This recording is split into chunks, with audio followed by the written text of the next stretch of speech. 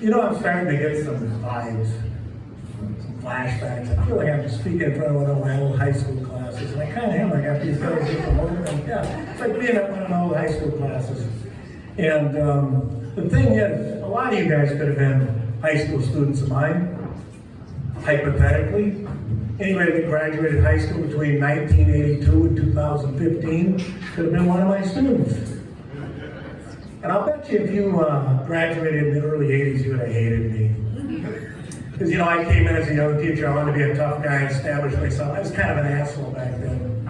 In fact, I was a complete asshole. And I know this for a fact, because when I used to walk into the bathroom right across the hall from me, my name was prominently displayed on the walls, telling me to do things that were impossible to do to myself. These were anatomically impossible, they were just terrible things. And you know who else didn't like me? The janitors, because they had to keep cleaning the walls off. But within a couple of years, I became pretty popular. I learned that, you know, gotta be entertaining in class. Social studies teacher, you can't just show movies and hand out packets. You gotta lecture, you gotta talk to them. You gotta speak with them. You know, when you're talking about things like the Civil War, or World War II, or ancient Rome, it doesn't hurt if once in a while you throw in a word like threesome. Spank. I kind of like that stuff. And you know what else I would do? I didn't just talk about classroom stuff. I talked about really dumb shit stuff. Really stupid things, just to kind of pass the time, like, guess what I had for supper? Guess what I had for supper? Things like that. And you know, the thing is, one day I came to class and I had an idea. I'm going to tell them that I know what Andre the Giant ate for breakfast. And so I came in and I said, guys, I know what Andre eats. You know, you guys know what Andre is, right? I said, guess what? This is what he eats. And he eats it within just a few minutes. He eats 2 dozen eggs, a loaf of toast, a pound of potatoes, a pound of bacon, and a pie.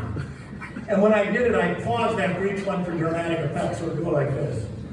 He eats 2 dozen eggs, and I'll go, pound of bacon.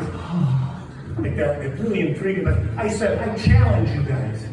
I challenge each and every one of you. Do you think you could eat that? And if you can, I'll give you to the end of the school year, and I'll give you an entire hour. We'll make the bet to see if you can eat the Andre breakfast. Well, one guy took me up on it.